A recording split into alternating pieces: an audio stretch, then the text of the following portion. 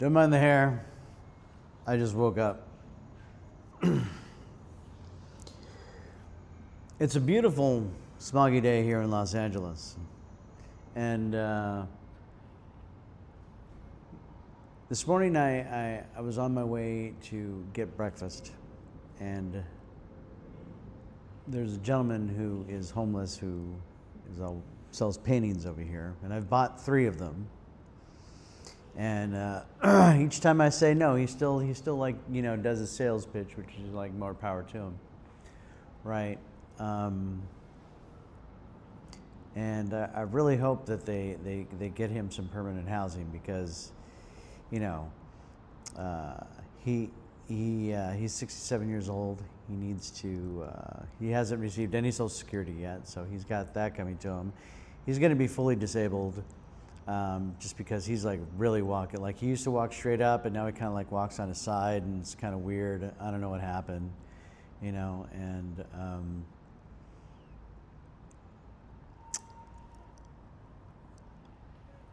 he's not a talented artist by any means. You know what, I'll tell you this, he's probably as good as Basquiat. I'll give you that. He's like the, you know, he's good. I mean, I would equate him to that. So if you're like ever in Koreatown over by the where the Crafted Donuts is and the El Pollo Loco on the corner of Wilton and Winchester where the 7-Eleven is at, I forget the address, man, but it's that mini mall over there on the far west side of Koreatown in Wilshire Center. Stop by, grab a painting. They're like $5. Okay, so that's my good dude. I don't know his name because he doesn't like giving out his government name, so I don't know what to tell you. Yeah, but I think he said Benny. I'm gonna say Benny. I think he told me one time Benny. But anyway, so if you're ever at Crafted Donuts, if you're ever at the For the Win Burger Store, or if you're ever upstairs at the soju bar, or maybe having a cigar over there at Leon's, or playing snooker or pool over there at the Korean pool hall, or maybe getting your hair done, or getting your hair done over there at the beauty salon, I forget the name of it, or maybe you're getting like your cuts at Neighborhood Cuts over there, or you know, the many stores. There's a great sushi place in there. If you want to go omakase sushi, they've got you over there. It's great. And if you want like traditional, good, hearty Korean, you know, dining experience, you know, Chef Kang's got a restaurant over there that'll knock your socks off. So that's my plug for my little neighborhood, Document Cafe, if you want to go over there. All small businesses, all ones that we should, you know, support as best we can.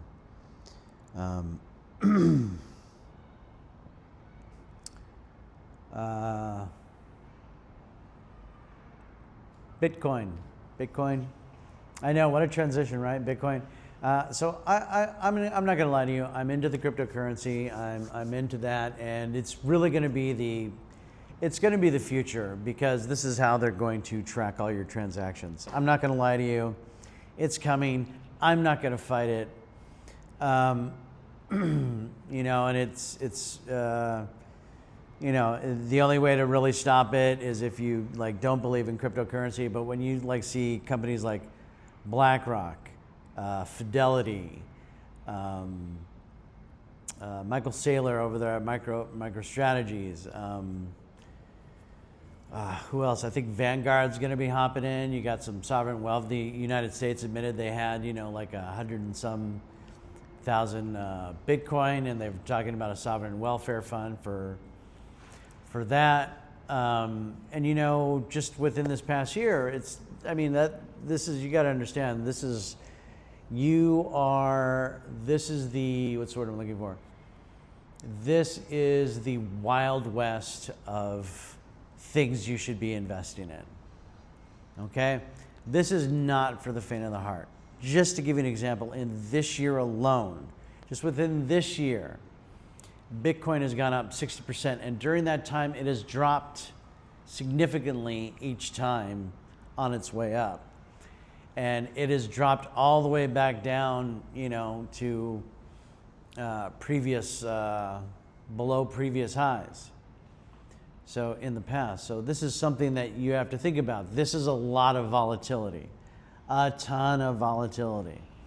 But when you have so many financial entities trying to get into sovereign welfare funds, to be exact, you can't ignore it, all right? And behind why it's called cryptocurrency is because the Bitcoin was made out of, shielded the owner through cryptography. SHA-256, I think it's called. I could be wrong. I think it is SHA-256. And that was created by the CIA. So there's a backdoor to it. I'm not going to lie. That they put a backdoor. There's a blimp out. That's why. Or no, there's a banner out that's taking my. I can't see what it says, but I saw something flying low and slow that was rectangular, and I thought blimp or flag, and it's a flying banner. Flying banner. Flying banner. It was just a flying banner. Which this is a great day. There's not a cloud in the sky. There's just enough smog to, make you think about if it's worth living here for your health. And this is the way it's always been, by the way. This is good. This is, I wouldn't go out running today or this afternoon.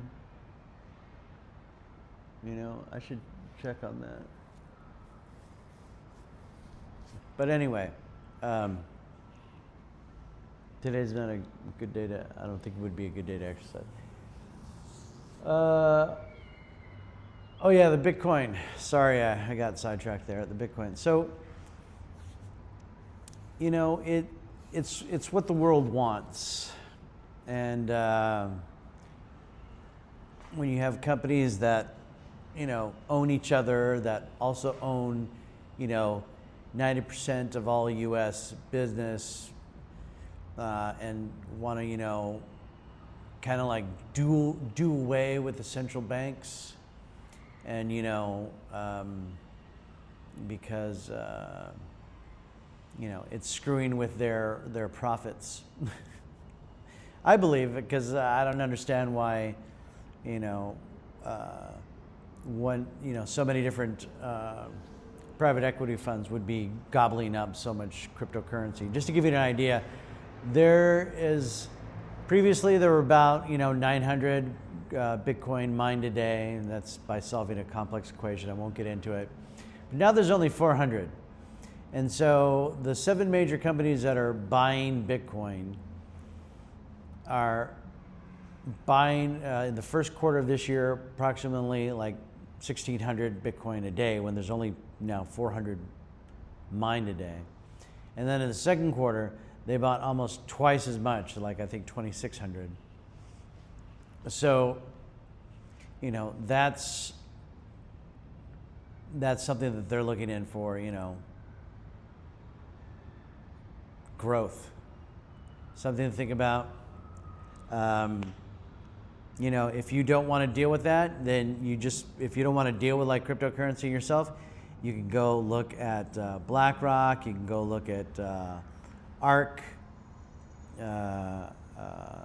Fidelity. You can go look at all these like different places and just type in like Bitcoin ETF, and they'll like line up, and then you could just like invest through them that way, so you can buy the iBit, or you can buy the ARK bit or the Fidelity bit, and you can just invest that way into cryptocurrency and just live off how much they're making in the increase of.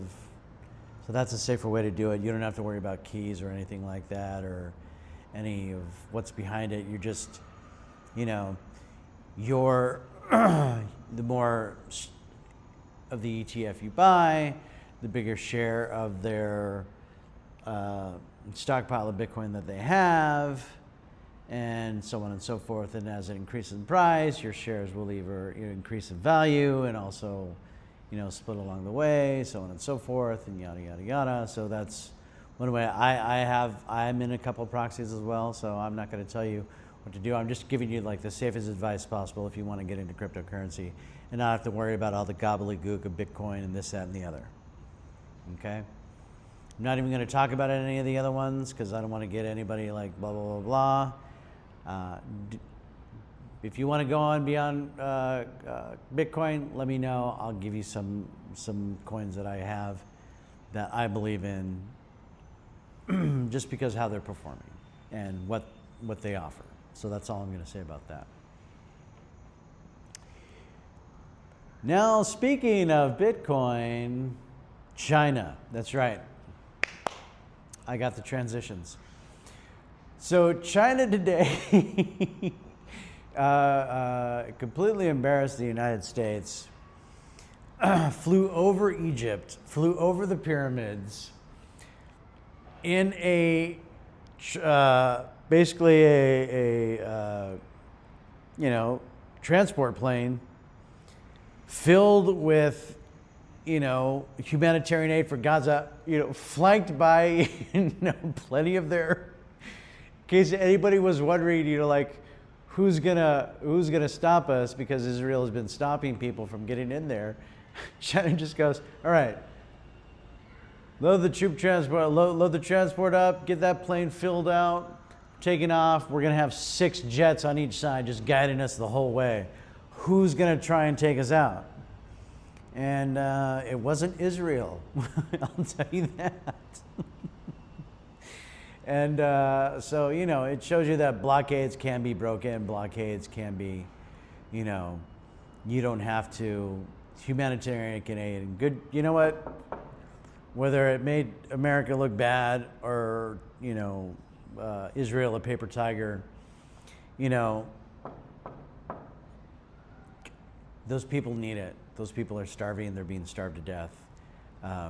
And when China's getting involved, you're on the wrong side. All right, because now China's like, hey, you know what? We better, now they're making everybody look bad. So, I hope more humanitarian aid will get in now. I hope they'll do more drops. I hope they'll just continue a 24-hour humanitarian aid. And fuck, man, I honestly think maybe the U.S. needs to put a military base there. Maybe that would kind of solve everything, because then everybody would be trying to attack us on both sides. Because the Jewish people don't want us there, and the Palestinians don't want us there. But so we'll reside within a neutral zone dividing both countries. It'll be a quarter-mile wide neutral zone. I think that would be. I think that would be so awesome. You would rebuild Gaza. You would take back some land that wall took away.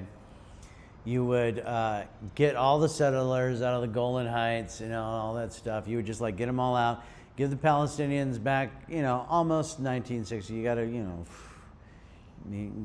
can't give it all back, but give it most back.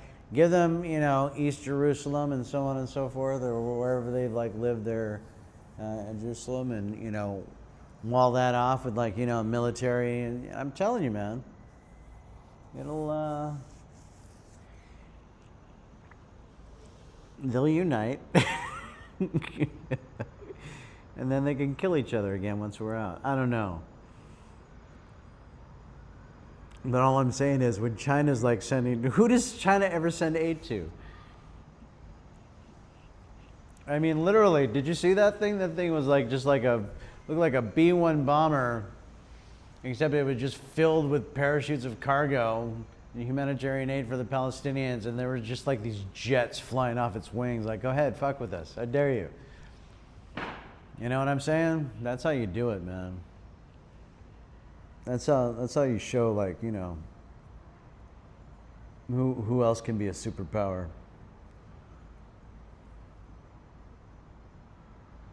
It was just like, I mean, just the balls of it. Just seeing that formation going over the pyramids in Egypt, you're like, all right, here they go. And you know what? They didn't even, I guess they had to go that way due to, you know, things going on elsewhere on that continent. They had to avoid a couple areas. You know? So, that was awesome.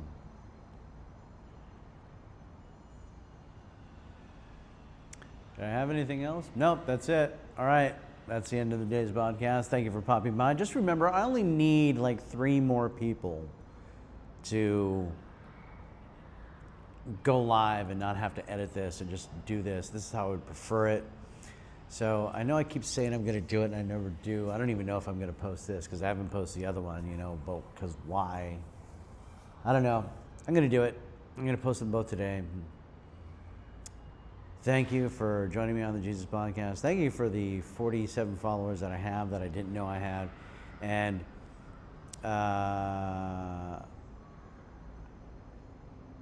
give is good. That's what someone told me one time. Giving is good. Give is good. So remember that. Give is good. Cheers.